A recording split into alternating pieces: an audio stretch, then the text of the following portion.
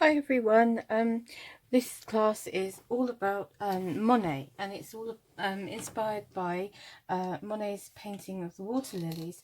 Now, earlier on in the week, I asked you to make a little homemade lily pond, which you could make from a plate or a bowl with a little bit of water in it, and then a few flowers just floating in it. And our oil pastel picture is going to be all about the flowers and the reflections and so on in your little tiny pond. So really I want this to be like a little still life that you could then draw from life in front of your picture, but I've decided to go with a photograph because when I'm doing this demonstration you won't see the same angle as me while I'm making it, so what I'm talking about probably won't make a lot of sense. So anyway, I started off making this picture and I have drawn the circles in pencils. I didn't feel confident to do that in oil pastel. As you know, oil pastel is quite tough to get rid of once you put it on. You can cover it actually, and we're going to talk about how you can cover and move your oil pastel while you're drawing. Now, I've started with my palest flower. I would start, once you've got your structure of your pond, whether it be a bowl or whether it be something more rectangular, it's completely up to you. The first thing I would do is start with your lightest flower. Now, I have started to block this in. I understand that there's a few colours in there that isn't in the photograph. The thing with oil pastels is they come out the colour they are in their stick. So when you lay them down, they come out the red or the green or whatever that you have. So if you look, this part here, I've loosely drawn the leaves in. It's come out straight like that. And so it makes the colours quite bold. Now, what I wanted to do with this white flower here was, because I'm drawing white on white, so I wanted to get some good definition going on. I had grey. Now, this is a really, really good point with oil pastels. It's really important to get good quality oil pastels. This grey I had is a nasty cheap one, and it didn't blend and it didn't move as well as the others, and the colours weren't quite so intense. So the oil pastels that I'm using are Pentel's oil pastels, which are really, really good. They're really creamy and they really blend really nicely, which is where the beauty of the oil pastels come from. And I've got this Crepas, I'm not really sure how you say that, but these are also a very, very good make. Nice intense colour, and then they blend really, really nicely in. So what I've done, because I didn't have a grey, is I've put blue as a shadow, which is what the Impressionists would do, and I've put yellow as a highlight, and I've also put a little tiny bit of brown in to make the heavier shadows. And I'll show you when I do these petals down here, once you put these tiny bits of colour, you can then use your white to blend backwards and forwards, and it doesn't look quite so bold and quite so in your face really. Also I'm going to put some more white in there, get some really bright white on top to get your really intense colour, your really bright whites that you want to get. You have to press really quite hard and dab them in to the area that you want, like that. Okay, so looking at this petal here, what I'm going to do is, first of all, I'm going to put my palest colour down. I'm going to put my white down first. It's really important with oil pastels, like I say, it's really hard to cover anything that is dark, so it's important to start lightest and then go to dark colours and afterwards. Also, talking about the family of colours that we talked about before, when we get into this rose, I'll talk about the layers of the colours and the family of the colours and how we can slowly build up. So I've put a layer of white here, and I'm going to take my tiny bit of blue, a tiny bit of yellow and tiny bit of brown. I don't want a very red brown. I want quite a dull brown because I don't want any more red in my white petal. So I've got those here. So now I'm going to put a little bit of highlight in here, and I'm just going to put a tiny suggestion of blue showing in the middle of the petal and give some definition to the side of the petal like this. And then, like I say, a very light hint of brown just to give the definition. Because I'm using white on white, I don't have a good definition. If you wanted to use a coloured paper underneath, then you would absolutely get these whites jumping out at you. And as you can see, I can pull the colour along, I can make it less bright, I can blend that yellow in and drag it with the white. And this is where the beauty of oil pastels are. This is where you really get the subtleties and the bright colours that you want, but you have more control over the colour, so you can blend those like that. Again, I've got this white petal here. I'm going to put a good layer of white. White is like gold in oil pastel. It really is, and I'm pressing quite hard because I want good lubrication on the paper. Again, lubrication is very important. It makes things move and slide around, which gives you more flexibility to do what you want to achieve on your picture. So I'm going to have a flash of yellow in here, but I'm just dotting it because it's so white. I'm going to have a go, if I have some time, on a coloured piece of paper or a coloured piece of card later in the week. But yeah, this whole lockdown situation, you can't get everything that you want. Just putting a little bit of blue shadow in. I'm going to put a little bit of definition in, but I'm going to be really light. We don't want big heavy lines. It's going to make your picture look childish, and we want sophistication. And then I can just blend those colours in. I can knock them back with my white on top.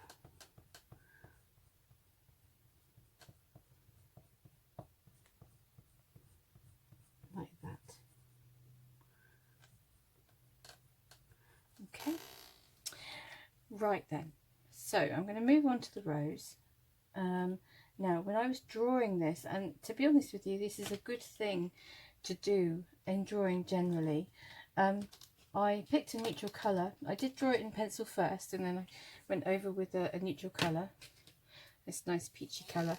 Now, when I drew this, and I think this is a really good thing to do with drawing in pencil, charcoal, if you're painting in drawing in painting with a paintbrush, is to hold whatever you're drawing quite far down. So with a pencil, quite far down like this. And I know your accuracy is not as good as it could be, but what you get are these loose marks. And what you can't do if you're holding it like this is you can't carefully do an outline, which is not what we want. We want general shapes, creating your picture. So to make light, flicky, loose marks will loosen up your drawing. It'll stop you being ever so stressed and ever so careful.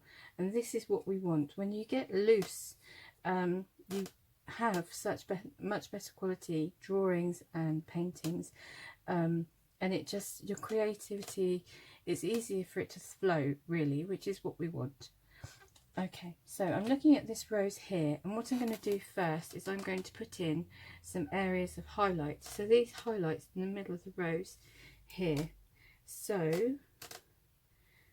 just finding my bearings. Here we are. So there's a good highlight on this part here. So I'm going to put a patch in. This is almost like when you do an underpainting. It's almost laying in, blocking in light areas first. bit of white there. It doesn't matter if you go make a bigger white area than you wanted, because it's going to be more lubrication on your page. You can't really hurt it because you're going to cover it up later, and it will make the colours much more subtle. It's sort of like laying the foundations before you get going, really. So nice big blobs of white. Like I say, white is like gold in oil pastels. Okay, so I've got my nice areas of white in there, and now I'm going to take this nice peachy colour. Oh, I have a petal I've missed out. It's a petal that comes under here. It's always a cheeky bit you miss, always, no matter how careful you are. So yeah, good white chunk in there, and I don't know if you can see that, but I can slightly see the difference between the oil pastel and the paper, and so you can still use it as an outline. Okay, so I'm going to start laying in some peach, and I'm going to dab like this, and as you can see, the peach already blends in with the white I've already laid down. I'm not looking for smooth strokes particularly, and you know, with oil pastel it's not about detail, it's about blobs of colour and then blending it in. So don't be hard on yourself and say, oh, why isn't this doing this? It's not designed for it. So just putting a little bit of peach in there. So yeah, just I'm leaving that because that's quite dark. Put that peachy bit in there too. And so on. So you see how loose it is. So my little family, so I've got white, and I've got peach, and I've got this pink which is really quite in your face, and then I've got purple. Okay, so if I want to make my pink a little bit less bright, I can use peach. If I want to make my purple a little bit less bright, I can use my white. I can also knock it back with bits of blue as well. So yeah, so as long as I sort of stick within that family, I could even, if I wanted to, put a little bit of yellow in there. What you do, excuse me, with oil pastels, you end up with one colour, and then you almost have to stretch it out, because like I say, all these different varieties of colours is where you know, where the beauty comes from. And it's that stretching out and expanding what you have. As long as you stay within that family of colours, you can't really go wrong. You start introduce a bit of green in there, that's okay, but green is the opposite of red, so it'd be the opposite of pink as well. And you can put a little bit of green in there, but if you go too far, it's going to be really clashy, or it's going to turn your pink into mud. So for this, I would stick largely to your family. I'm going to lay those down for a minute. Okay, so I'm going to start introducing a little bit of pink into my rose. So I've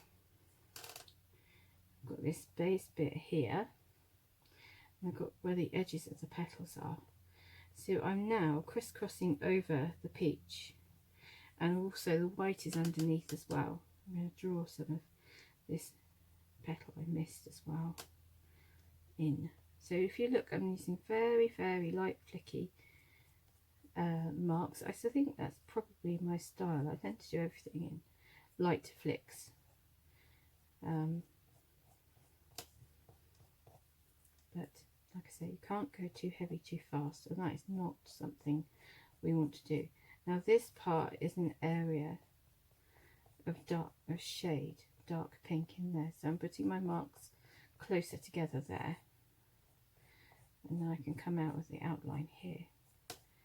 And then this is probably going to bring out my white petal. I think that needs to come out a bit further, but that's okay. If I leave this clean, that white can come further over. That's fine. It's all about keeping your areas clean, and looking at one petal at a time. dark area there.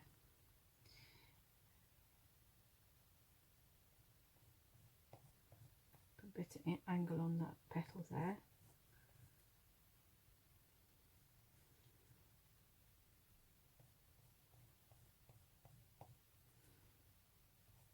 Because it's loose and vague, you can change your drawing. If you think, do you know what, that petal isn't quite the right shape, you can evolve all the time with your light flicky marks, and it gives all this expression into your drawing.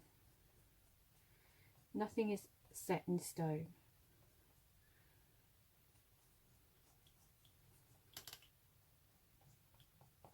Okay, so I've got my shapes nicely.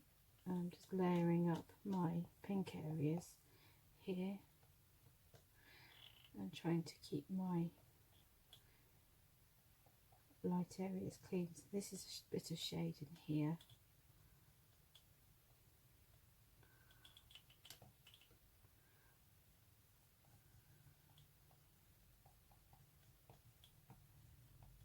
So you see the rose is starting to take shape.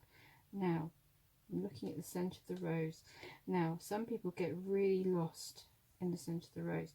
We are not going for detail, we're going for an impression, so we don't have to get into every little fold, which we can't do anyway with our oil pastels. So now I'm going to get my white. I'm going to keep my peach and my pink out. I think I'm going to need to blend them in. So getting my white in there, and I can blend my pink and my peach in together like that. If it goes too pale, I can put more pink on top. And if you want to have brighter, whiter area, then you just put more pressure on your pastel.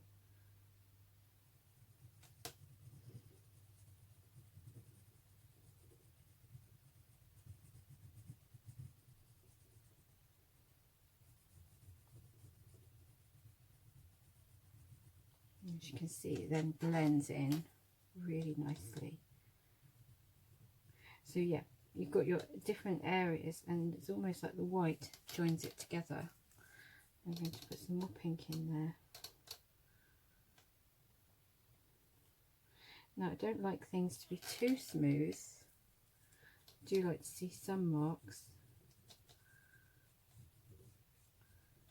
But it's all down to personal taste. But I do want some contrast. Right, so there's some peachy area inside here. I may even put a little bit of shadow in there. So I should think about what I shall do for my shadow in just a minute. Trying to keep in my area. So I made that petal a bit too short, but that's fine because I kept it clean. I can then extend it out like that.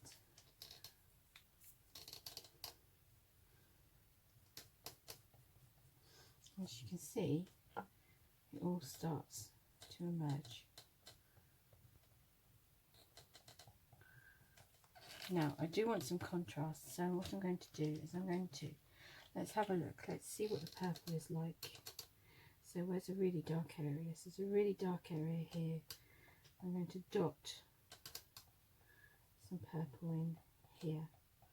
That's not too bad, that's not too in your face. And then you can blend it and tease it out with the pink or with the white, depending what you want. Like that. And then your contrast really starts to work.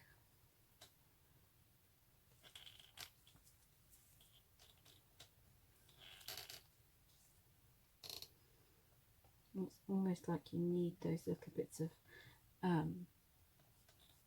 definition to start working, to help you make sense of your flower, and everyone knows what they're looking at.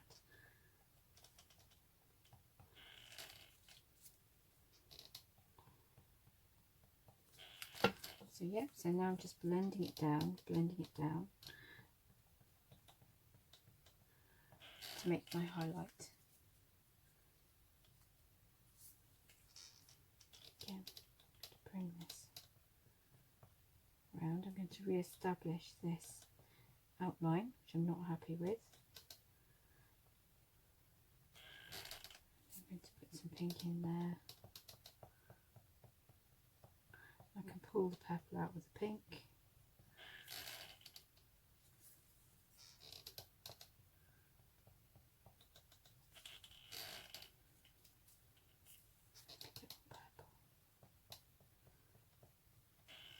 I can start to think about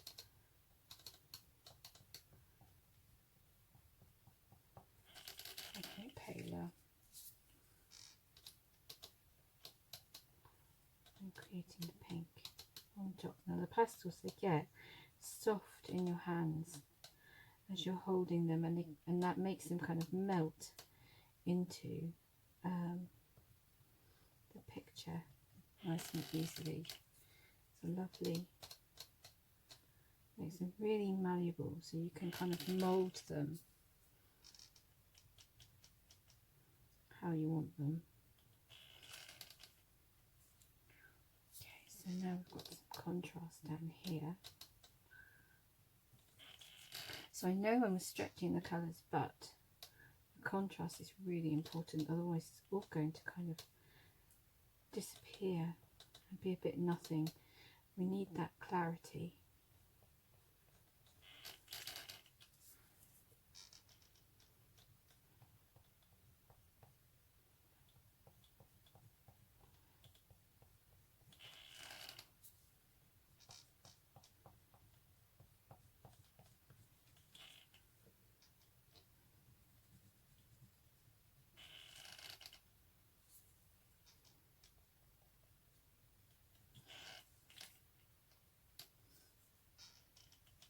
Okay, so that's how you build up your rose gradually. I'm going to bring out this petal here. I think it comes out a bit further. I can cover up my blue because there's so little of it. Obviously it's not gone completely, but there's not tons of blue in there. So if I take my blue, like a bit of blue, and I take this further like that, and I take my brown, and I can put my little bit of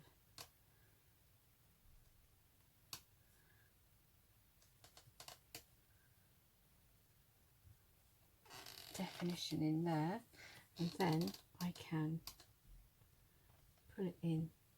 I can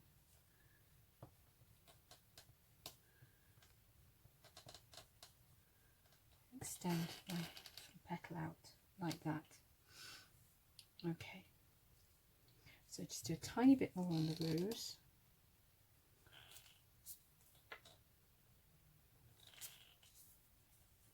Establish this highlight in here like that. Now they're warm in my hands, which is why that white has come out so bright, which is fantastic. That's exactly what I need right now. Put a tiny bit of purple in there so you can see how I'm doing the centre of the rose, which is probably the most complicated part of the rose. I'm leaving some bits white because I want the highlights, dotting in some pink, and then I'm going to go over with some white and get those highlights in really well, like that, and then touch more purple in the middle like that. I'm going to move on from the rose because we could spend the whole time on the rose. So let's build up some of this area here. I don't know what this plant is. So I've roughed in the green stalks here, and I've roughed in with this peachy colour the different purple areas. So I've got my purple, I've got my pink, I'm going to use my white. I'm not going to use any more peach, and I'm going to use some blue because blue will be good for any shadows that we have. Okay, So, oh, and I need the dark green. Okay, dark green, light green and yellow for the leaves. Okay, so let's get some purple in here. So I'm going to start with a little bit of pink just to get the structure of these plants in.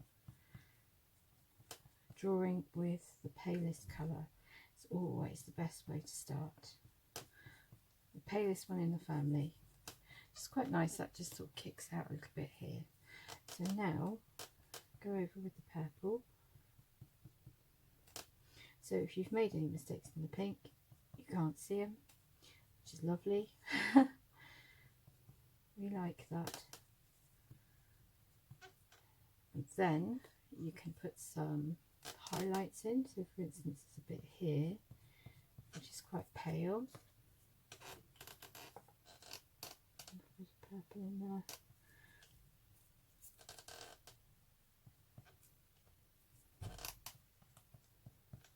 Like that, and you can start putting the structure of the flower in like this. Block it in. Add a little bit more purple. And then for any shadows that you want, so for instance where the green, alongside the green, I've got some blue there to put the shadow in. Some shadow in here and a shadow there. And then I can take that down again with the white. I can move it into the purple. I can put more purple on top if I want to make it brighter. I can re-establish the highlight and then dab it into other colours. So you really are just moving it around on the surface of the paper, and if you are light and flicky then you get more control basically. So there we go, there's my flower, and I've got my lime green on here already, or leaf green. So I'm going to put some darker green on the top like this. And it's quite in your face, and we're going to put some blue on there to make the green darker. And as you can see, the blue and the green, they just blend beautifully like that. So I'm just looking at this one. So I've got this green that goes across here. I'm just going to dot it. You've got this interesting kind of reaction where the water bubbles around the flowers, which is what I want to try and attempt next. So I'm putting my pink in here, and I'm going to put a little bit, there's a good highlight of white there.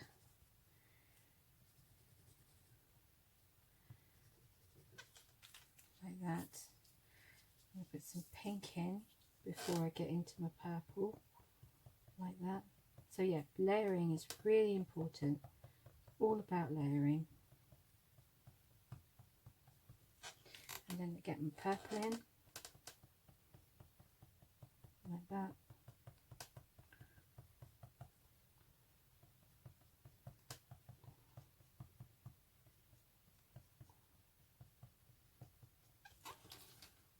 And then blend it with a little bit of pink, white. Just sort of joins the dots up.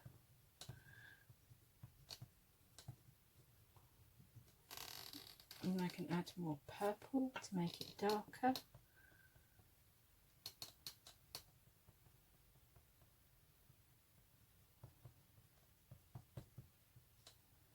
And then I can add my shadow in, which is the blue, like that.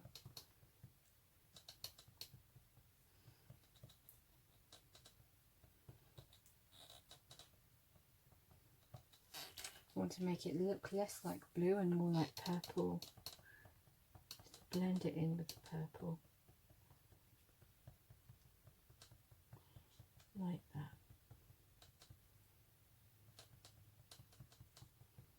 There we go. Right, so I want to have a look at the water in between here. It's really interesting. So let's have a look. brown in here. My grey is rubbish, so I'm not going to use that. Do not use cheap oil pastels. So I'm just dotting a little bit of brown in here. Now in paint you can use a burnt umber, which is like a really grey brown, and ultramarine, which is similar to this very dark blue. It's almost a purpley blue. If you dot them together, when you blend them with white, they make a kind of a grey. It is a little bit of a high risk effect. And you then, after you dot a tiny amount, put white over the top, and you end up with this sort of silvery grey.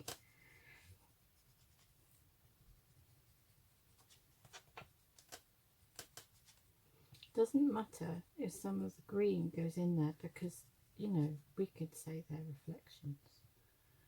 That's fine. I'm leaving the middle clean because there's a highlight with the water in between, and there's some really bright highlights. So what I'm going to do is I'm going to really push with my white pastel like that, just to get some of those crisp highlights. Now this should work, or work better, because we haven't gone heavy with the pastel. If you want, you can put them in first before you start putting in the greys and blues, etc. Like that. Okay, I'm going to leave it there because we would be here all day, but I will finish off the picture and I will send it to you on Thursday, and you can have a good look at the finished picture, and it will give you something to work from if you want to. I hope you enjoyed the video, and I hope you enjoyed the project, and I will speak to you soon.